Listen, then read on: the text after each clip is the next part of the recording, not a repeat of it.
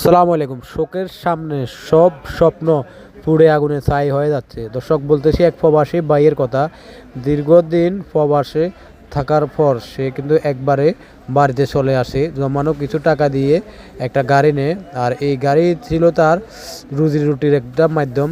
এই গাড়ির উপরে তার পুরো পরিবার নির্ভরশীল ছিল। হঠাৎ করে কে বা কারা একদিন রাতের আধারে পেট্রোল ঢেলে তার চারপাশে আগুন ধরিয়ে দেয়। মুহূর্তের মধ্যে আগুনটি ছড়িয়ে পড়ে। তখন আর কিছুই থাকে না। আসলে পোড়া জিনিস কোনো কাজেই লাগে না। কিছু লোক এসে সেটা আগুনটা নিভাইতে চাইলেও আসলে গাড়ি কিন্তু আর বাঁচানো গেল না। বাড়িটির স্বপ্ন একদম আগুনে পুড়ে ছাই হয়ে যাচ্ছে। আসলে এই সমস্ত কাজগুলো তারা করে থাকেন, আল্লাহ পাক তাদেরকে হেদায়েত দিক। আসলে এটা কখনোই কাম্য নয়।